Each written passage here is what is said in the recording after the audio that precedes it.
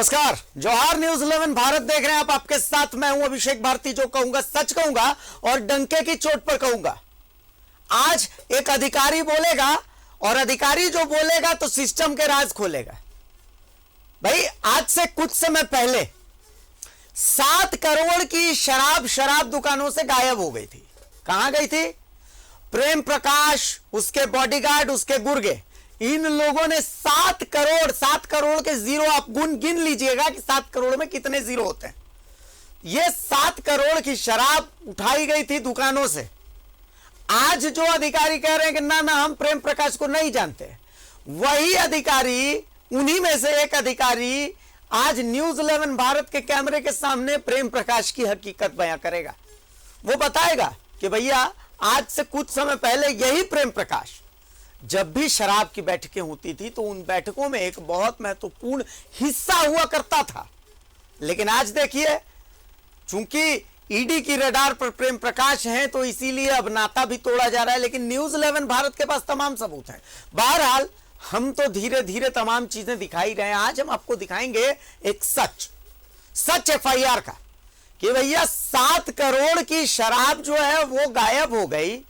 विभाग की तरफ से आदेश मिला, अनुशंसा मिला कि भैया एफआईआर कीजिए, प्रेम प्रकाश और उसके गुर्गों पर कीजिए।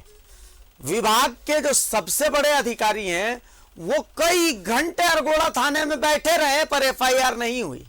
आखिर क्यों नहीं हुई एफआईआर? इसका सच आज हम आपको दिखाएंगे और वो सब होगा डंके की चोट पर।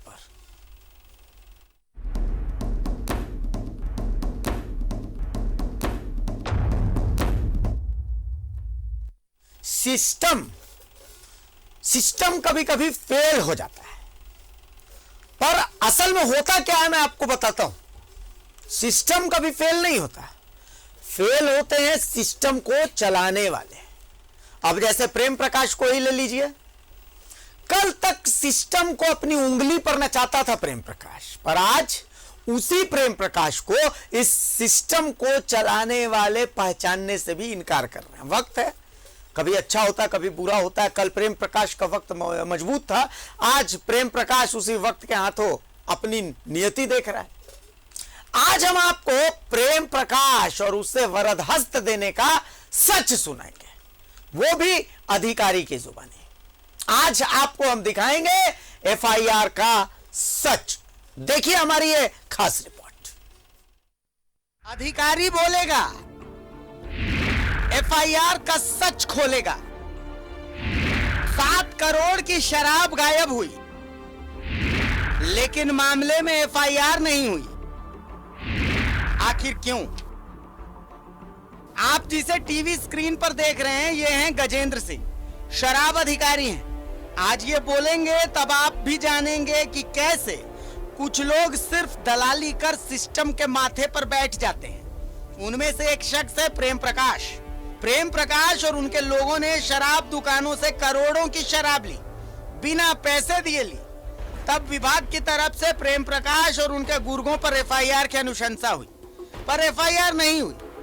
क्यों नहीं हुई वो तो आपको हम बताएंगे, लेकिन पहले ये सुन लीजिए, ये देख लीजिए कि जो लोग आज कह रहे हैं कि वो प्रेम प्रकाश को नहीं जानते, असल में वो झूठ बोल रहे हैं। आखिर कैसे, इसे समझिए शराब अधिकारी गजेंद्र सिंह की जुबानी, जो प्रेम प्रकाश का परिचय दे रहे हैं। 2017 में जब से 1 अगस्त से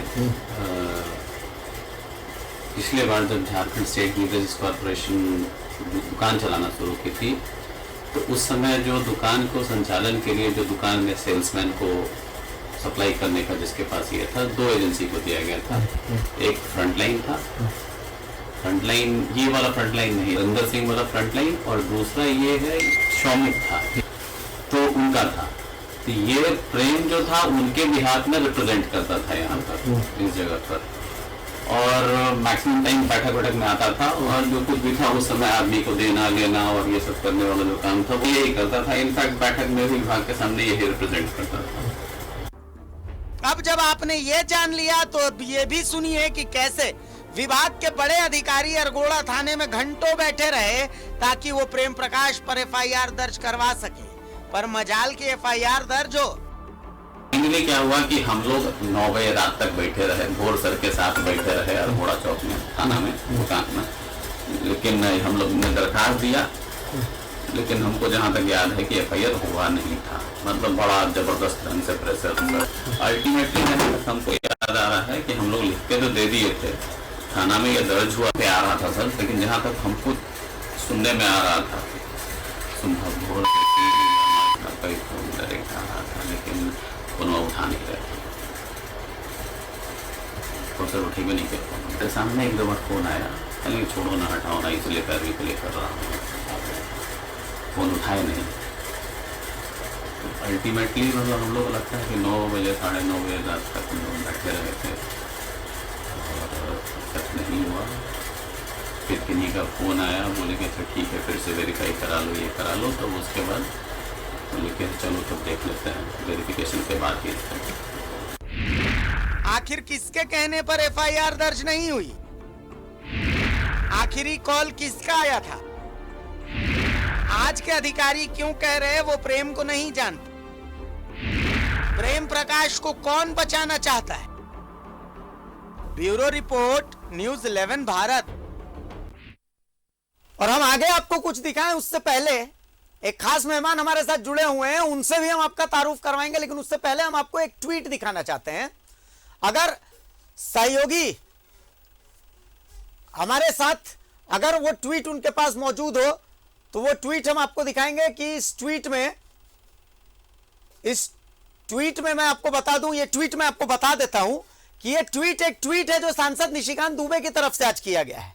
इस ट्वीट में उन्होंने मेंशन किया है कि ईडी बहुत जल्द मुख्यमंत्री के सचिव विनय चौबे को बुला सकती है पूछताछ के लिए। मैं आपको वो ट्वीट एक बार दिखा देता हूं, एक बार उस ट्वीट को आप देख लेते हैं, उसके बाद फिर हम अपने गेस्ट की तरफ। देखिए इस ट्वीट में निशिकांत दुबे क्या लिखते हैं कि जानकारी के अनुसार डायरेक्टर ईडी ने झारखंड के मुख्यमंत्री के सचिव विनय चौबे जी को बुलाने का निर्णय लिया है। सचिव महोदय से 3 बार शराब की नीति बदलने के पीछे की कहानी उनकी जुबानी समझी जाएगी। ठीक है, ये आप देख लीजिए, ये एक ट्वीट है। चलिए इस ट्वीट को जब आपने देख लिया है तो अब मैं चाहता हूं कि मैं अपने मेहमान जो हमारे साथ फिलहाल जुड़े हुए उनसे आपका तारुफ करवा दूं। हमारे साथ फिलहाल विधायक सरयू राय जुड़े हुए हैं। मैं सीधा रुख करता हूं विधायक सरयू राय का। सरयू राय जी बहुत स्वागत है न्यूज़ 11 भारत में। धन्यवाद, नमस्कार।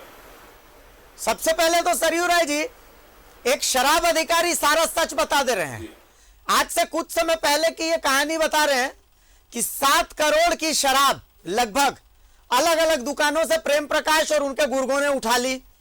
ये बात साफ है कि ये शराब जो है ये या तो उड़ाने के लिए या फिर बड़े बड़े अधिकारियों के पास पहुंचाने के लिए उठाई गई। अब सवाल यह उठता है कि उस 7 करोड़ की शराब के एवज में जिसके पैसे नहीं दिए गए थे, उस समय जो विभाग है उसकी तरफ से अनुशंसा हुई, बाकायदा आयुक्त की तरफ से अनुशंसा हुई कि भैया FIR कीजिए अरगोड़ा थाने में। लेकिन इतना प्रेशर, एक दलाल, मैं इस शब्द का प्रयोग कर रहा हूं, एक ब्रोकर इतना पावरफुल हो सकता है कि आयुक्त को लगभग 4 घंटे 5 घंटे थाने में बैठना पड़ा, दुकान में बैठना पड़ा, लेकिन उस पर FIR नहीं करवा सके वो। तो इसका मतलब सिस्टम के माथे पर खड़ा होकर के नाच रहा था प्रेम प्रकाश। सरयू राय जी, ये आपका कहना सही है, और ये जिस समय की घटना है उस समय की सरकार में मैं भी एक मंत्री था जी, और शराब की नीति बदलने की जब बात आई थी तो मैंने मंत्रिपरिषद में भी विरोध किया था और बाहर ने भी कहा था कि शराब, सरकार को शराब नहीं बेचनी चाहिए। अभी शराब सरकार बेचे इसकी आड़ में ही ये सारा खेल हुआ, और उसके एक पार्टनर प्रेम प्रकाश भी थे, और प्रेम प्रकाश के बारे में आज जितना लोग जानते हैं हम लोग बहुत पहले से जानते हैं, जानकारियां हो गई थी। तो सवाल ये है कि आज की सरकार में प्रेम प्रकाश की हैसियत के बारे में कई ट्वीट हो रहे हैं, कई बातें आ रही हैं, मीडिया छाप रही है। मेरा हमेशा से ही यही कहना रहा है कि जो रास्ते हम या ईडी इस सरकार की ओर ले जा रही है वो रास्ते घूम फिर के पुरानी सरकार तक भी पहुंच जा रहे हैं, और ये वाकया उस समय का ही है। शराब ये एक छोटी घटना है जो 7 करोड़ के शराब का लोगों ने छानबीन किया, ये पकड़ा गया, मगर जिस ढंग से मैन पावर सप्लाई हुई थी, जिस ढंग से 2 लोगों को 70 और 30 के अनुपात में दिया गया था, इसमें तो इससे और बड़ी कहानी निकलेगी कि जब सरकार ने तय किया हम शराब बेचेंगे और मैन पावर मंगाया, मैन पावर सप्लाई करने वाले ये कौन लोग थे? उनकी भूमिका पहले जो थी इस सरकार में भी उससे बढ़कर भूमिका है। इसलिए मैं हमेशा ही कहता हूं कि पिछली सरकार में प्रेम प्रकाश जैसे लोगों की जो भूमिका थी, ये सत्ता के शीर्ष पर बैठे लोगों द्वारा नियंत्रित भूमिका थी। उस समय ये उनके इशारे पर नियंत्रण में काम करते थे और आज की सरकार में ये खुद मुख्तार हो गए। अच्छा, ये निर्णय लेने लगे हैं। ये दोनों सरकारों में अंतर है। तो ये उस समय का ही है जब इनकी भूमिका नियंत्रित थी और जब ये पकड़े गए तो इन्होंने अपने नियंत्रकों के पास गुहार लगाई और उनके नियंत्रकों में एक तो नाम आ रहा है, इन्होंने इनको फोन किया कि शायद अपराध नहीं होना चाहिए। अगर बात आती है कि भोर सिंह यादव जैसे कर्मठ ईमानदार माने जाने वाले अधिकारी किसी बड़े ओहदे पर सीएमओ में बैठे हुए व्यक्ति का फोन नहीं उठाते हैं और कहते हैं कि साहब ये व्यक्ति तो पैरवी करेगा, मगर फिर उसके बाद किसका फोन आता है कि उनको अपने निर्णय में समझौता करना पड़ता है, तो कोई निश्चित रूप से कोई बहुत बड़ा आदमी होगा, बहुत बड़ा शक्तिशाली व्यक्ति होगा शासन में। अब कौन है ये, इसी की तलाश आज करनी चाहिए, ईडी को करनी चाहिए या हाईकोर्ट इस केस को दे देता है सीबीआई को करनी चाहिए। जो भी मुद्दे होंगे इसमें गहराई से हम जाएंगे। तो आज भी जो शराब की नीति है, उस शराब की नीति में मेंबर बोर्ड ऑफ रेवेन्यू से सहमति लिए बिना ये नीति लागू की गई। पहले भी ऐसा ही होता रहा है जी। तो शराब का खेला तो छोटा है। आप मिड डे मील के अंदर जाएंगे जी। आप और भी कई सरकार की ऐसे निर्णय हुए हैं, उनमें जाएंगे। कंबल वितरण में जाएंगे, इसको कंबल घोटाला कहते हैं। आप घुसेंगे मोमेंटम झारखंड में, कैसे साहब व्यक्तिगत लोग, घर के लोग, परिवार के लोग, दोस्त मित्र लोग विदेशों की सैर करते रहे सरकारी पैसे से। तो इसमें इन सब लोगों की भूमिका रही है। प्रेम प्रकाश की भूमिका केवल शराब तक ही सीमित नहीं है जी। उस सरकार में तो साहब ये मुख्यमंत्री के घर के लोगों को मां छिन्नमस्तिका जैसे दरबार में जाकर दर्शन कराते थे। उस समय जो थे सत्ता के शीर्ष पर बैठे हुए, उन लोगों के शादी विवाह में किस तरह से डांस करते थे, नाच करते थे और उसका भुगतान भी यही करते थे जी। सारे फंक्शंस का।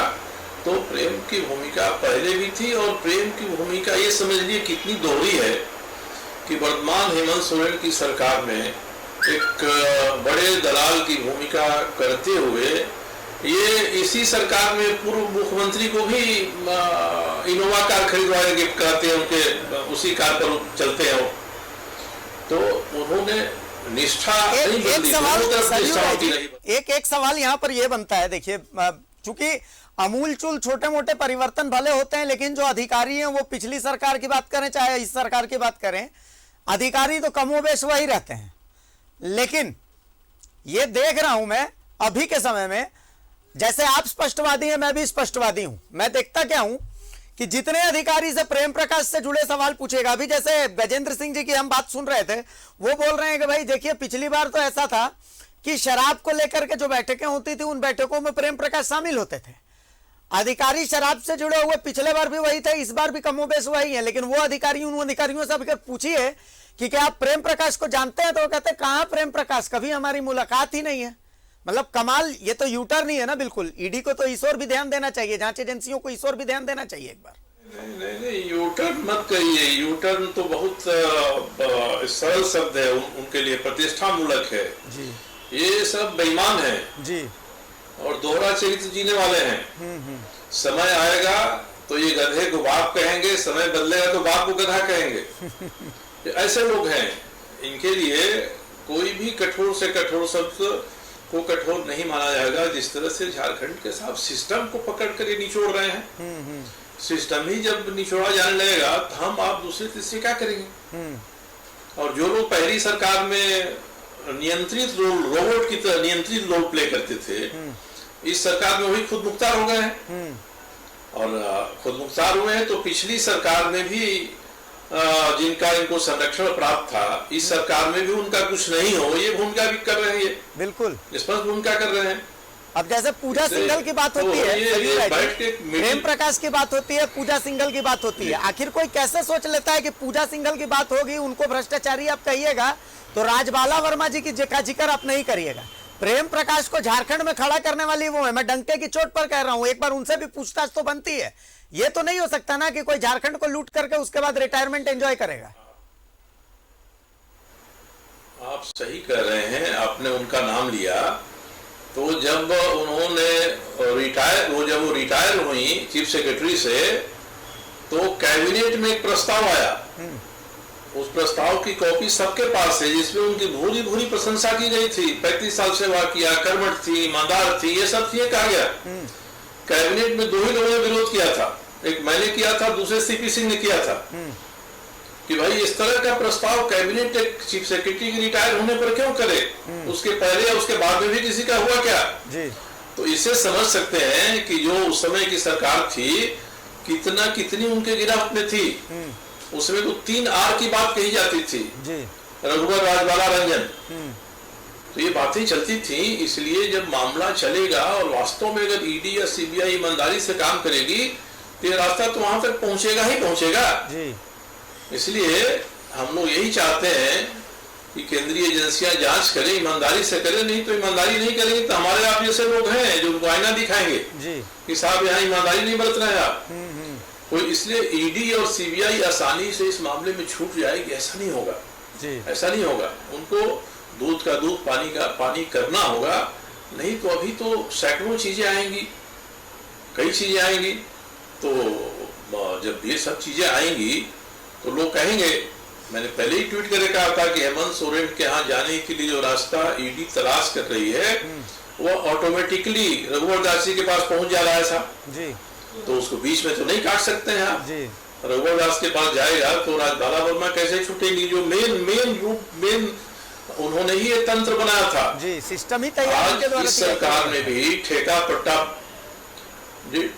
पट्टा जो काम हो रहा है वो इससे कई गुना घिनौना आज है इस सरकार में। मगर ये सारे काम शुरू हुए थे रघुवर जी, राजबाला के समय में, और इन दोनों ने नियंत्रित करके केंद्रित कर लिया था, सारा कंट्रोल अपने हाथ में रखा था जी।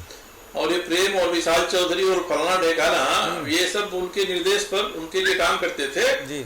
जब इस सरकार में ये आए हैं तो ये खुद मुख्तार हो गए हैं, अपने निर्णय लेने लगे हैं, ये अंतर हो गया है। और केंद्रित व्यवस्था विकेंद्रित व्यवस्था में पहुंच गई है और सब डिवीजन और जिले तक इसे केंद्र बन गए। तो एक सिस्टम में आप छेड़छाड़ करेंगे तो उसकी गिरावट कहां तक जा सकती है, ये दोनों ही सरकारों के जो आचरण है इसके उदाहरण है। एक सवाल और अभी ये बनता है, मैं बहुत ध्यान से इस ऑडियो को सुन रहा था, आप भी लगातार ट्वीट करके और बहुत सारी बातें लिख रहे हैं, बहुत सारी बातें आपने लिखी हैं, बहुत मुखर होकर के आपने बहुत सारे कुछ लिखा है और बहुत मुखर होकर के हम भी यहां से बहुत कुछ दिखा रहे हैं। एक बार जब मैं शराब अधिकारी गजेंद्र सिंह जी की बात को सुन रहा था तो शुरुआत में ये कह रहे हैं कि देखिए ये जो शराब नीति है ये सही मायने में मानिए तो बिल्कुल फ्लॉप है, बार बार इसको बदला जाना है, मतलब कहीं भी इसमें नियम कानून को फॉलो किया ही नहीं गया, कुछ खास लोगों को ध्यान में रख करके ही इसको तैयार किया गया है। मतलब यह स्थिति है कि आज तक अभी तक की स्थिति ऐसी है कि जो लोग शराब का सेवन करते हैं उनको उनका ब्रांड दुकानों में नहीं मिल रहा है।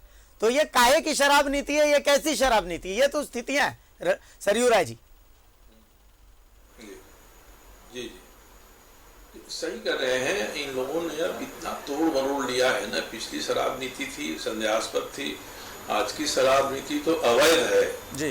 क्योंकि शराब नीति को मेंबर बोर्ड ऑफ रेवेन्यू का सैंक्शन प्राप्त नहीं है, उनका आदेश नहीं प्राप्त है, उनके साथ जबरदस्ती की गई इस मामले में, उनको एक पत्र भेज दिया गया है और मान लिया गया है कि उनकी अनुमति मिल गई हमको। तो ये तो 100% आज की जो शराब नीति है वो अवैध नीति है और जो इसका संचालन करने वाले हैं उनको आज नहीं कल, भले वो हमारे प्रिय हों, आपके प्रिय हों, किसी भी प्रिय हों, आज नहीं कल इसका खामियाजा उनको भुगतना पड़ेगा। उनकी मेधा, उनका इंटेलिजेंस कहीं से बचा नहीं पाएगा उनको जी।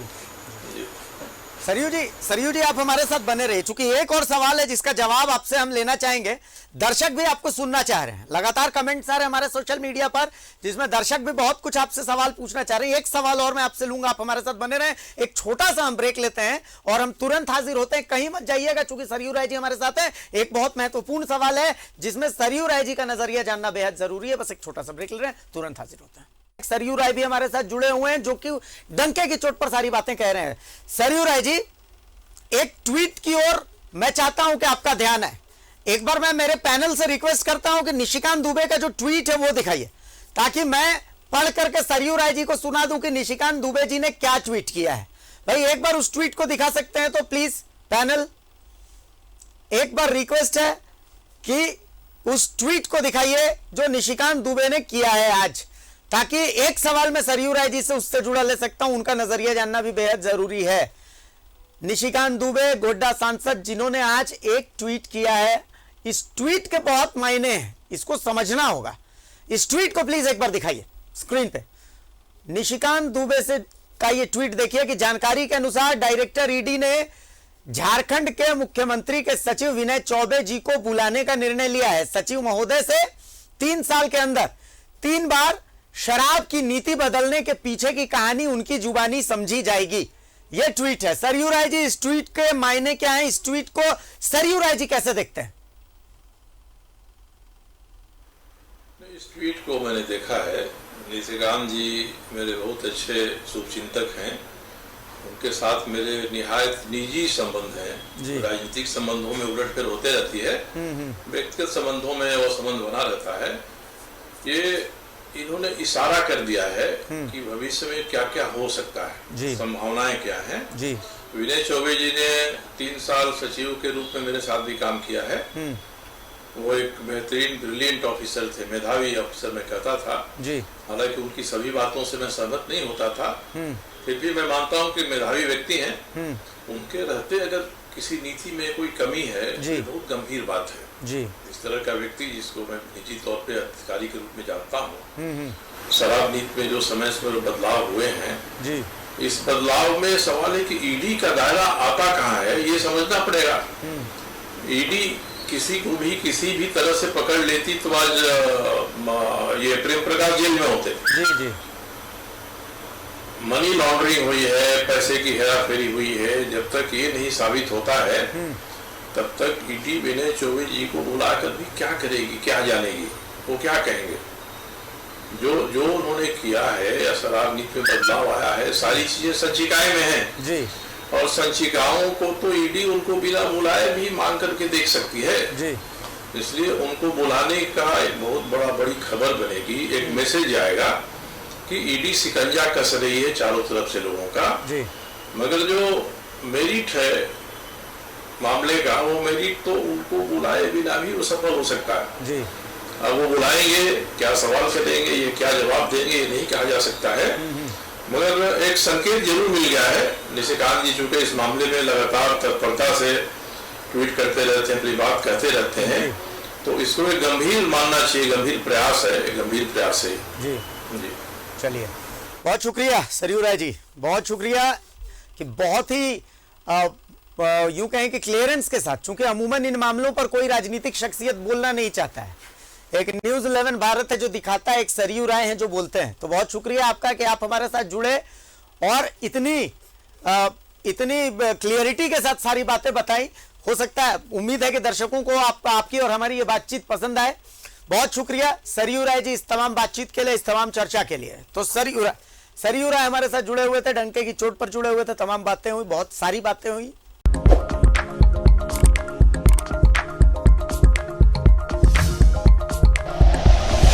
Like and share videos, subscribe करें हमारा चैनल और प्रेस करें बेल आइकॉन। न्यूज़ 11 भारत, सच है तो दिखेगा।